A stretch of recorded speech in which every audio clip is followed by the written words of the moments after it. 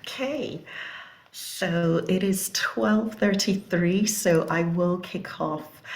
It is such a delight to have you here with us. My name is Dr. Doyin Atewologun. I am Dean of the Rhodes Scholars. I'm dialing in from the UK, but I'm delighted to have so many people from different locations across the world. As you will know from the registration, this event is being recorded. The recording will be sent to everyone, including with links to our outreach materials. So for anyone who didn't quite catch the beginning, you will be able to get that information.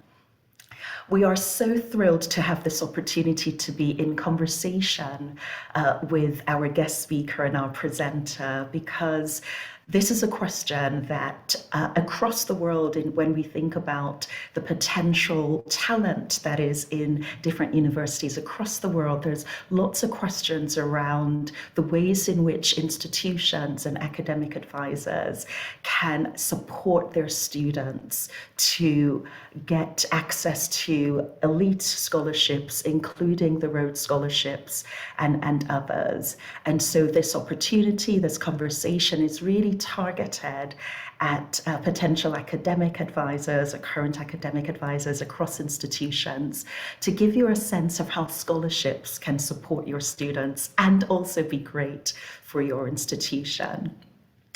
We will have a conversational presentation that's about 30 minutes long, and then we will have about 15 minutes for question and answer. So please pop your questions in the question chat section, and one of the team will be keeping an eye on that to make sure that we incorporate key questions into the discussion, particularly at the end.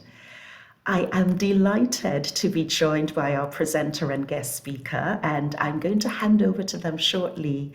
But before that, I will just tell you a little bit about who we will be hearing from.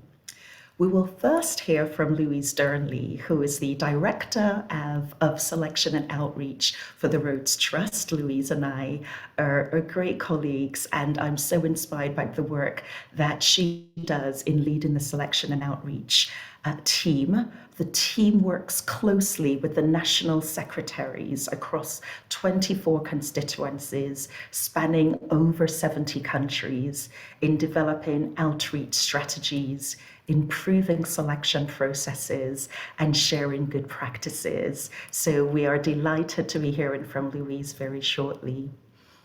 After Louise, we'll be hearing from our guest speaker, and I'm really looking forward, I said to Babs, to just listening and learning from her, because Babs spent nearly 2 decades at Duke University's Office of University Scholars and Fellows in Carolina, the USA, where she helped to create a process in which students use a scholarship competition to reflect on their values, interests, and goals. Babs became Associate Director and Fellowship Advisor for the Office of University Scholars and Fellows in 2004, before leading a fellowship advising team for all Duke students and alumni as Director for the Nationally Competitive Scholarships at the OUSF. So we'll be hearing from Babs. Welcome again. Let's kick off, and I will just hand over to Louise to start the conversation. Over to you, Louise. Thanks so much, Doyin, and it's really great to be here today. As Doyin has said, we're so grateful for everybody tuning in and for your interest in the Rhodes Scholarships. And why are we doing this webinar? Well, it's more than just about the Rhodes. We want to spread the word, of course, about the Rhodes Scholarship, but we also want to encourage students to think about many different global and elite scholarships, because what we hear is, although applying for the Rhodes is very challenging and it's very competitive, it's also a hugely rewarding experience. Students tell us that they gain a huge amount from this process. They learn a lot about themselves, about their trajectory, where they want to go. And it's really a deeply reflective process if done well. And Babs is going to tell us how to do that well in a little bit. So that's why we're here today, and I'm really excited to hear some of the questions that you're going to be posting in the chat later.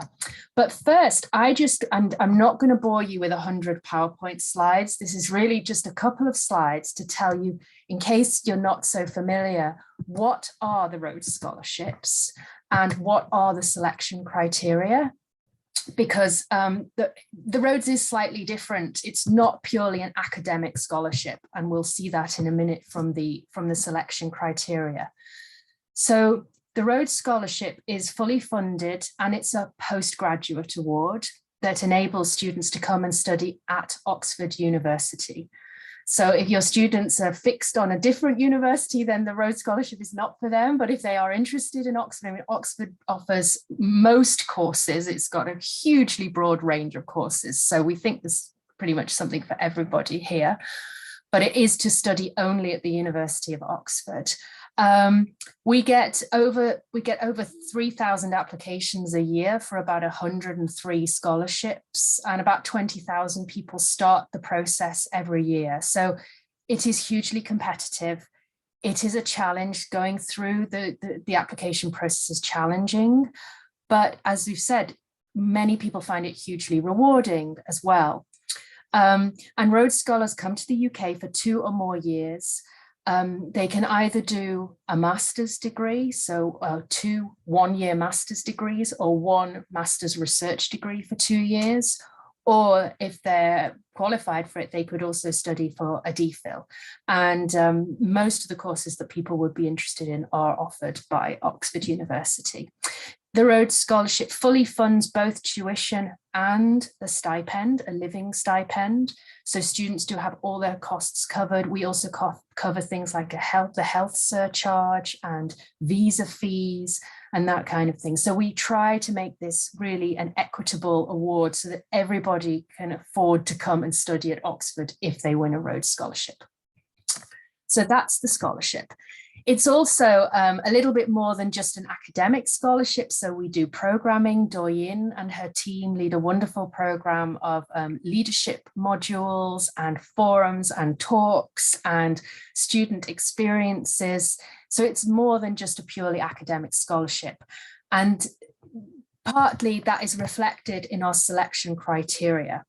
These were actually laid down over 100 years ago in the founder's will that actually created these scholarships, which is why some of the language is rather archaic, but it still holds true today. So in the will, it says literary and scholastic attainments. That's basically the academic excellence.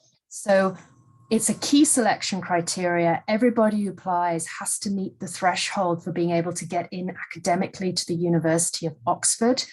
And that's usually, if you're looking at a grade point average, it would be a grade point average of at least 3.7. And a lot of courses now, because Oxford is so competitive, actually want a GPA higher than that. That would be the equivalent of a first class honours degree or a distinction in some countries. So we ask people to check our website, which has all the details and the course requirements. So that's the first selection criteria, academic excellence. The next 3 are all about character and leadership. And this is really what makes the Rhodes Scholarship unique. We are looking for people that are willing to fight the world's fight. They must have a commitment to service and energy to use their talents to the full. And that can be in many different areas.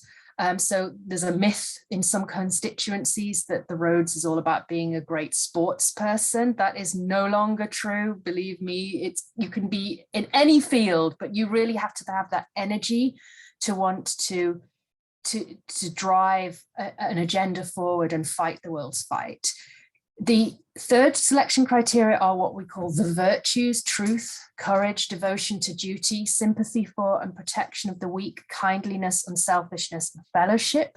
And I said some of that language is rather old-fashioned, but actually it's quite timeless in the fact that we want people who really think about others as much as they think about themselves. If they want to win a Rhodes Scholarship just for their CV, it's just another shiny bauble. they need not apply. That is not the kind of person we're looking for. So that's the character element. And then the final selection criteria is all about leadership. It's that force of character, instincts to lead, and the commitment to service, to take an interest in one's fellow human beings. So those are the selection criteria. They've remained largely unchanged, as I've said, for over 100 years.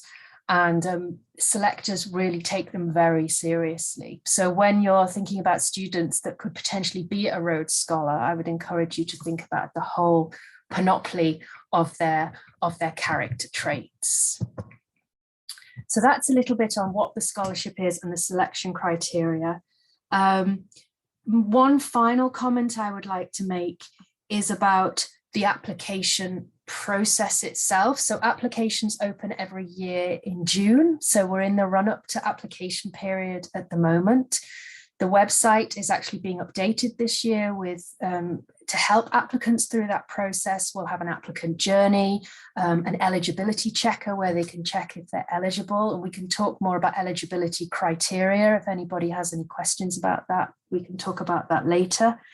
And I would encourage students to start the process as early as possible, because as Babs will say, there's a lot to think about in terms of writing a personal statement, gathering references, writing an academic statement of study, which is a new thing that we brought in 2 years ago. So it's quite a challenging process that you can never start too early. And many institutions start advising their first year undergraduates to start thinking about this early. Don't wait till your final year and then think, oh, I want to apply for Rhodes or Gates or whatever. And really think about that early and start that process of reflection. And as I said, applications open in June. We hope to see many applications this year. And we've just opened a couple of years ago to global. So the Rhodes used to have country constituencies, and recently we have a pool for global candidates. So really any student in any country, anywhere in the world, if they meet the eligibility and the selection criteria, could apply for this. So we encourage as many people as possible to do so. And I look forward to your questions in a few minutes' time. So I'm going to hand over to Babs to talk us through the process of advising students.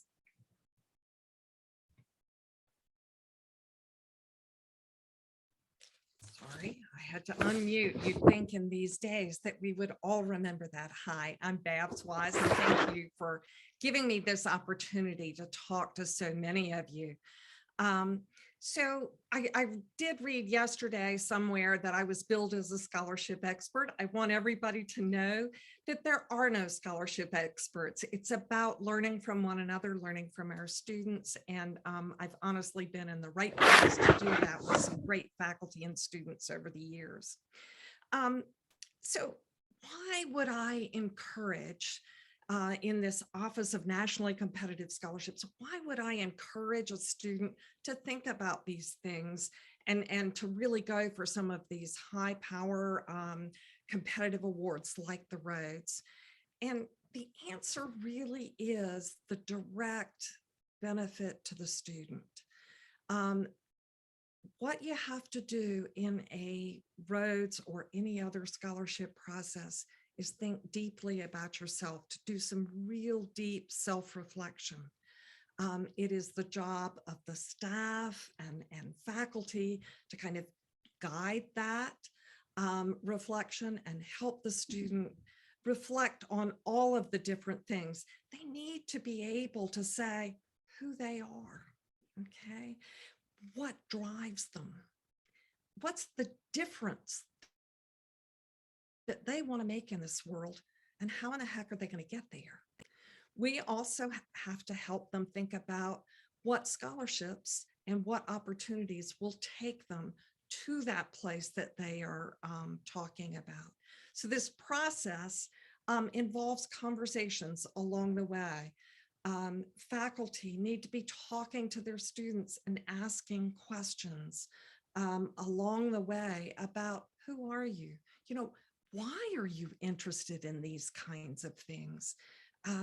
What mark do you want to leave on the world? And if we ask these questions, I really do think that magic can happen for the students. So I talked to a young lady the other day, and she was a finalist this year for the Rhodes, but she didn't win. And I said, what did you get out of this? And she said, well, I had to talk to my faculty so many times to get references. I had to talk to them about what course I should take and all of these kinds of things. And in that process, I'd always been focused on the law and changing gun violence through the law in America. But what I realized is there are a lot of social determinants. And what I need is a social science degree, some sociology, something like that along the way. She is actually going to be at Oxford next year because she found that the best place in the world for her to do that particular study is at Oxford, okay?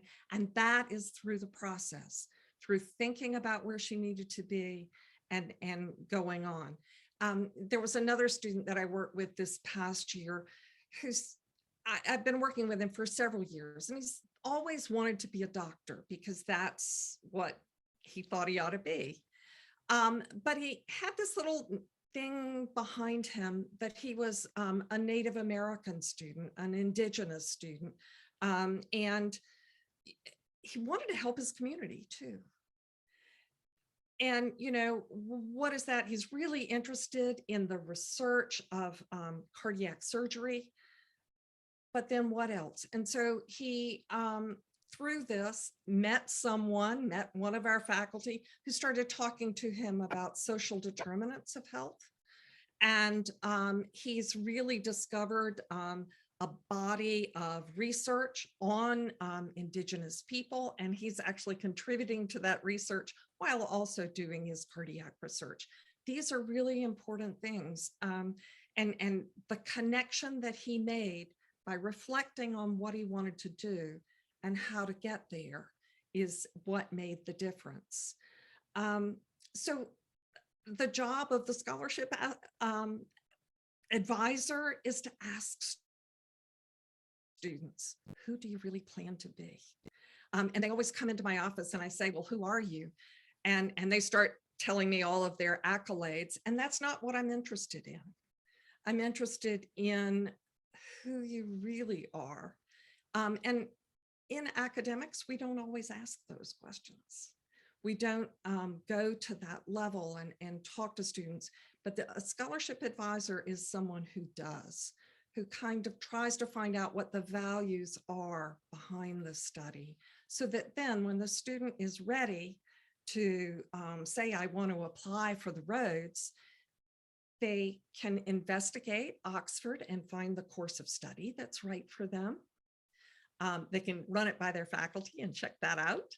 And then they can also start to have the reflections that will be in their personal statement for the Rhodes. We can't really help them on that personal statement, but all the conversations that we have in advance can really help them approach that. And so I also think, beyond the student's individual benefit, is there a benefit to the institution or anything like that? And yes, I really believe there is. In the United States, we actually, your national university rankings are determined by how many scholarships you win. Not totally, but it's like a percentage. And so institutions in the United States are always interested in these things to up their numbers, right? But beyond the sort of prestige the institution gets from this, your alumni become prouder of their institution because you're producing these scholars, okay? And that you're doing things. Also the faculty get to pat themselves on the back for a job well done, right? And that is really of value to the institution. Faculty get more chances to meet one another during this process. In order to prepare for the interview, we always bring together faculty, and I try to get faculty the student doesn't already know. and bring them together and sit at a table and have conversation and question the student. The really kind of benefit of that is that faculty who may not know each other, because we're all divided by our divisional sort of towers, they get to meet each other and have a really good conversation. I remember a couple of years ago, I had an economics professor in the room, and I brought in an English professor and a math professor. And so we're all asking these questions, and we took a break between interviewing students, and I came back in the room, and the economics professor had flipped his classroom that year, this new kind of way of teaching. And he was instructing the English professor and the math professor on how we did it. And he then became a mentor to the other faculty over time. And they successfully were able to use this new technique. So I think that's a real benefit that we can all gain. And so I was also asked to talk to you a little bit about some of the key lessons that I've learned about working with students and scholarships. And I think one thing is to look broadly for students. It's not just, I think as Louise intimated, it's not just the brilliant academic stars on your campus who are going to win these things. Certainly they have to have these great accomplishments in academics, but they also have to have gone outside and done other things. It's academics plus. Where are they putting to work what they're learning, or where are they serving other people? My particular campus is surrounded by a wall, and I always tell freshmen that if they're interested in later becoming Rhodes Scholars, they've got to go outside that wall. They have to enter into the community in some way. Maybe it's tutoring, maybe it's working with refugees, maybe it's an elderly care home. It doesn't matter what they do, but they should do it deeply.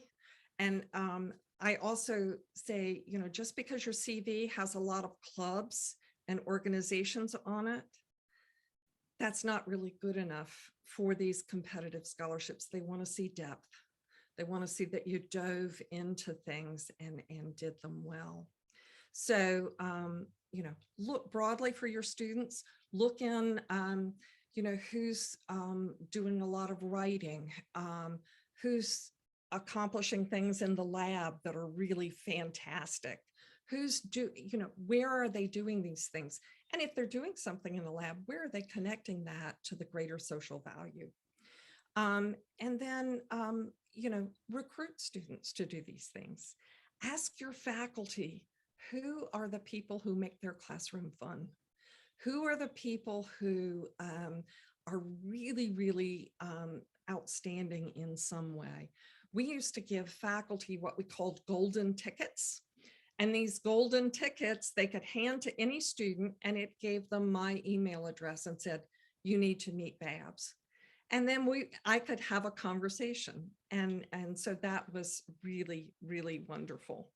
I also think you should educate yourself about many, many, many of the ways and scholarships that students can go and study at other places.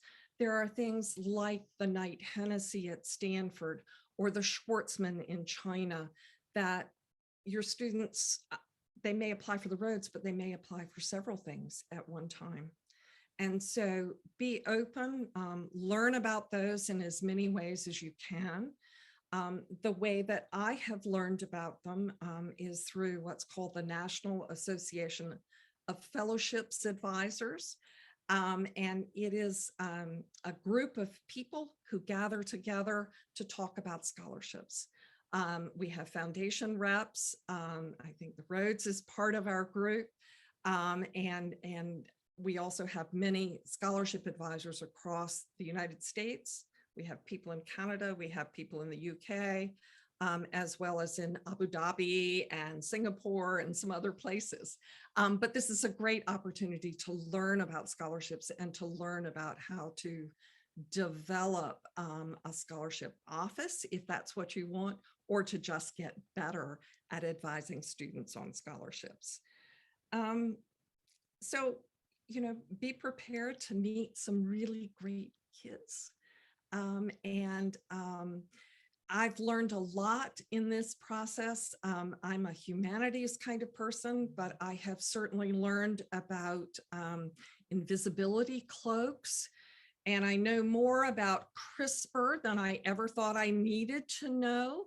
I now understand that math is beautiful, but it's a really great privilege to meet these students, to hear what they're interested in. It really expands your mind and makes you a better person and makes the job fun. I've always said that my job is the most exciting job at a university. So I invite you to learn more and join in advising students, encouraging students to apply for these things. You're going to get something out of it. They're going to have a brilliant career because they thought about who they were and they have a plan. It'll change, but they have a plan to move forward in their lives. And that's a great thing for everyone.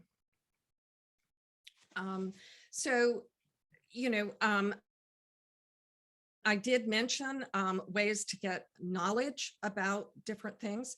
I don't think Rhodes knew that I was chair of the membership committee for the National Association of Fellowships Advisors when they asked me to do this, but I am, and I invite everyone to look into that and to see if that's something that you want to spend some time. There is a workshop in June for new advisors, and so that could be something that you might want to look into.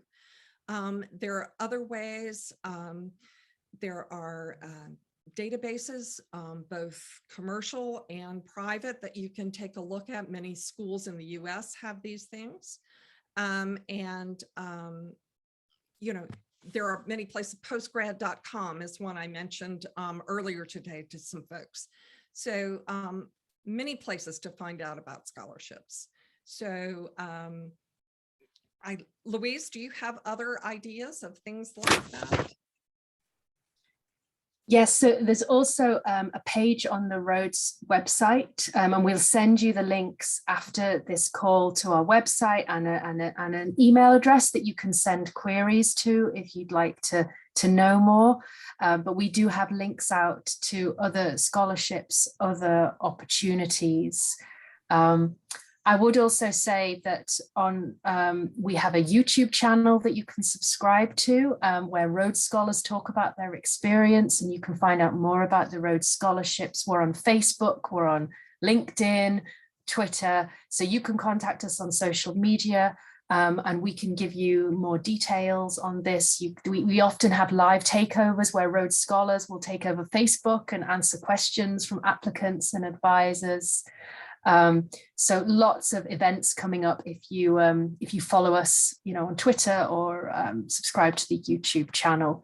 And we're also keen, as Babs has said, to link out to other scholarships as well.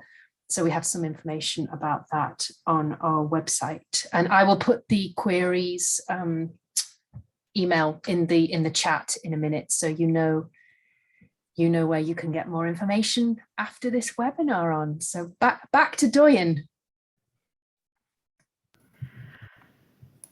Excellent. Well, thank you so much, like I said in the chat, Babs and Louise, for those excellent, fabulous insights.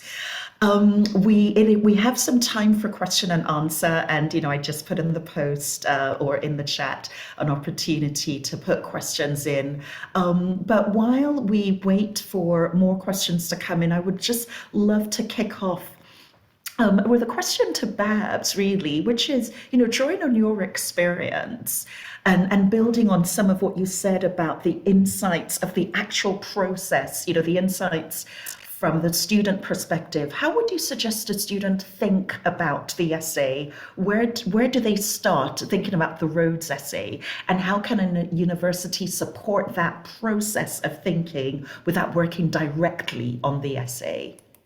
That's always the $64,000 question. But I do it with conversations. I always say, we can't have any paper or computers in the room. Let's sit down and talk about who you are. Why do you want this thing? What is it going to do for you? What are you going to do for the world? What difference is it going to make? And let's sit down and talk about that. I also sometimes start students, at the beginning, and I'll say, let's sit down and make a timeline of where this interest has been through your life. Okay, because sometimes they can sit down and say, oh yeah, it was, so someone wrote an essay years ago about a scarab beetle she saw in a museum in Russia. And it was, she started thinking about languages and stuff when she was looking at that. But it was by doing a timeline and thinking about where these interests came from that she was able to write an essay that was, got her an interview. She didn't win, but it got her an interview and helped her decide where to go to graduate school. Thanks so much. I love those, little stories and little anecdotes that really help bring it alive and bring it alive and also make it realistic and achievable. And Louise, I wonder whether you could shed a little bit of light on something that we've just relatively recently introduced, the new academic statement of study. What's the purpose of that? And do you have any tips to help Rhodes applicants think through this? Yeah, that's a great question. Thank you, Doyin. So Babs has talked about the personal statement, which is really about who the applicant is and how they meet the Rhodes Scholar criteria of character, service, and leadership. The academic statement is all about that first selection criteria, academic excellence. So of course, students have to submit their transcript to show that they meet the entry requirements to their course at Oxford. But we wanted a little bit more information because Oxford, especially over the last 5 or 6 years, it's ranked #1 university in the world. Entry is so competitive. This is one of the most competitive academic environments in the world. And we wanted to make sure that people will really thrive there. Selectors were saying, we want to see a rationale for why Oxford. We don't want people to sort of trophy hunt and say, I want to be a Rhodes Scholar, and Oxford is kind of, well, Oxford, yeah, that would be nice. No, to get into Oxford now is really hard. And so we want people to be better prepared for that. Once you win a Rhodes Scholarship, you have to turn around your application to Oxford in a very short time frame, less than a month. And in some cases, a couple of weeks, because they've actually brought forward some deadlines in certain courses. So it's all about preparing the student. Why do you want to do this course? Why Oxford University? And helping them think through that. So that's why we introduced the academic statement. And in terms of tips on how to approach it, so it's actually very short. This year, it's only 350 words. We don't want a long narrative about why this course. What we want is the narrative of why this academic trajectory. How does it fit with what you want to do, your work in the world? So it's kind of complementary to the personal statement. Talk about why Oxford. If you want to do a DPhil, the student should also talk about which supervisors, have they thought about that? Have they really checked the course requirements? Have they done their research? And will they then be ready to turn around an application to Oxford within a couple of weeks if they win the scholarship? Let me just add that we always need to, on these scholarships, remind students that it's not about the scholarship so much. The scholarship is to help pay for graduate school. It is about graduate school, and students need to want to go to graduate school, so they need to have done this work. Oh, thanks for that reiteration, Babs. Of course, makes so much sense. We also had, if it's okay, to turn to a question from Haya. Haya, I hope I am interpreting your question right, so please just jump in if I'm not via text. So I think you're asking about how to start advising a student when you're not from an institution, historically with a, kind of strong academic track record or reputation. So from an advisor's perspective, what can you do? And I wonder, Babs, can I ask you first about that question? I think every year the Rhodes is awarded to students at institutions that have not been traditionally the Harvard, the Yale, the even Duke. And I think anyone can shine in this competition. Anyone can shine. One of the things that you can do, perhaps, is to and this is always delicate, but ask your faculty, if you can help them frame the letter and frame the letter of recommendation. Sometimes they just kind of spit off a letter, but you can stand out in those letters of recommendation. The student should never see them, but an advisor or another faculty member can certainly, help them think through what the Rhodes is and how to speak to the points that Rhodes is looking for beyond just the strict application. And that's one way that you can help your university stand out. We occasionally did workshops with faculty about what goes into a scholarship recommendation letter. And so that might be a way to kind of help you stand out a little bit, help them see what the criteria are and what Rhodes is looking for in those letters. Thank you, Babs. Louise, maybe can I ask your follow-up question again, it's influenced by, Haya's question. So would it make sense to advise a strong applicant to apply at a different program, at a strong program to get the endorsement from that program? Oh. Within their institution? I mean, I think definitely at the start of someone's undergraduate trajectory, if they've got the potential, as Bab said, and they want to do graduate study, it's never too early to start thinking about what do I need to do to be qualified for that, and internships, publications in the scientific field, getting experience at labs, if possible, where they will be able then to write a letter of recommendation because you've got to know that person over some period of time, or internships at companies if they're an entrepreneur and they want to do more in the field of entrepreneurship or data science, working at sort of in data. It's never too early to start thinking about that, because selectors, if they look at a CV and see all the experience is very recent within the last year or 6 months, they're immediately thinking, oh, this person is just collecting shiny baubles to try and fill their CV. Whereas if the person has had a history, a track record building up to the graduate study they want to do, that is much more substantive. I mean, we've had Rhodes Scholar winners who've been activists, if they're in the field of social activism, since their early teens. As Bab said, these are people who've worked with refugees for a long time because they're committed to that, or they're people who founded, organizations to help women's empowerment. We had a very brilliant Mexican candidate who'd done that since she was 13 because it was part of who she was.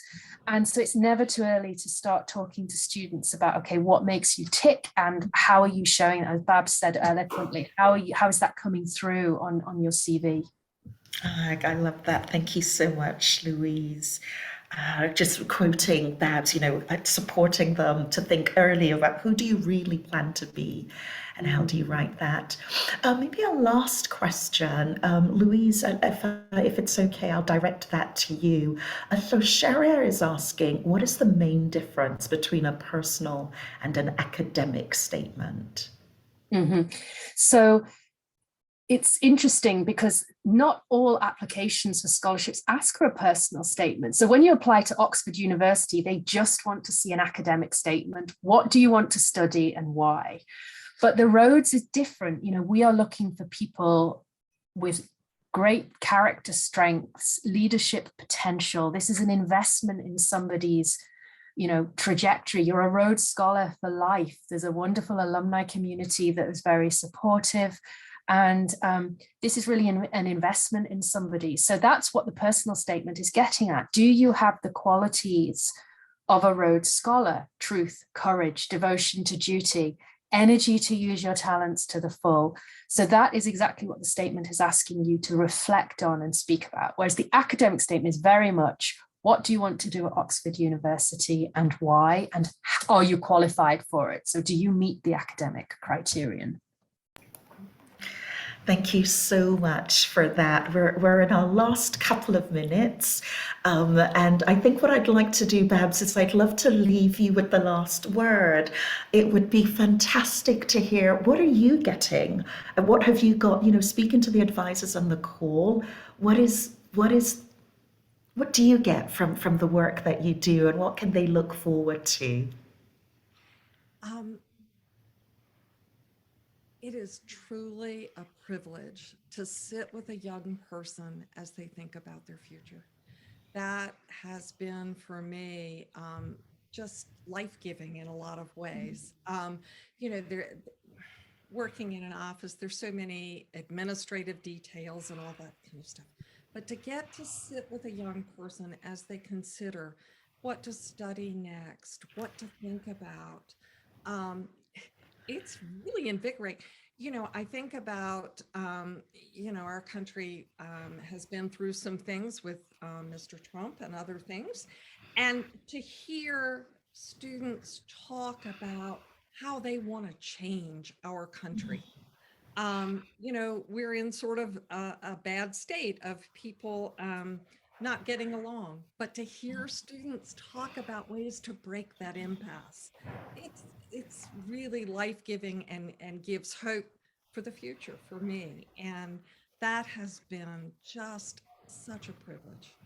I also have friends from these students over 27 years in all kinds of fields. And that in itself is a great privilege. Thank you so much, Babs. Louise, can I invite you to put, if anyone has any additional questions, maybe put the email address in the chat for everyone. So please take a note of it. I know there would be other questions that come up from people that might have been prompted by the conversation. And I do want to say thank you so much for your time today.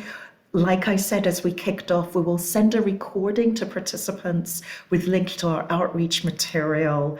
And do send any queries to the email address that Louise has just put on, scholarship.queries@rhodeshouse.ox.ac.uk.